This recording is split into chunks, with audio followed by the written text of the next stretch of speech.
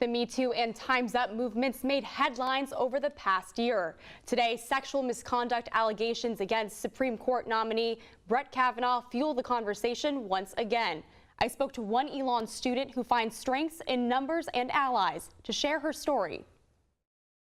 I had began talking to a student online, and he told me his name and sent me pictures, and it turns out that the pictures and the name belong to a different ELN student. Senior Shay Friedman began a relationship with a male online during her sophomore year at ELN. After a few weeks of sending intimate messages, it became clear the person on the other end of the conversation was not who he said he was. I received the number of the person who he had pretended to be. I called him and he said, "I have no idea who you are."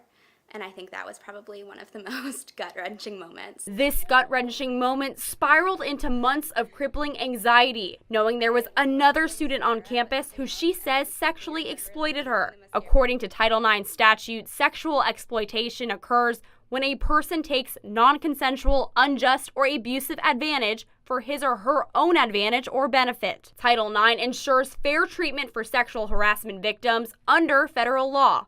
It's hard to put into words because it's just this feeling of not being safe in a place where you're supposed to be so safe. After her sophomore year, she decided to take her case to ELN Title IX coordinator Mike Nadusky. Due to privacy statutes under Title IX, Nadusky is unable to comment on the case. But for Friedman, the support of the ELN community made it easier to get out of bed in the morning, something that had become difficult. I'm an introvert. My room has always been my safe space, but there becomes a point where it's healthy and not healthy. While the trauma has been a distraction for years now, it wasn't until recently that she was ready to speak out.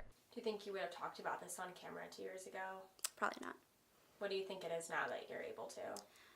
I think it's knowing, like I said before, knowing that you don't have to go through the worst thing in the world to have a valid experience. ELN coordinator for violence response, Felicia Senko, works with students confidentially to inform them of campus resources after trauma. She says sharing stories of sexual misconduct helps others to come forward. This is happening on our campus, and there are other, that's why we're doing, whatever, this education, and that's why we're doing this outreach. Today, Friedman wants other students on campus to know they are never alone. And remain strong in knowing that there are support systems. You can feel safe in speaking. For the full story, check out our website, elnnewsnetwork.com.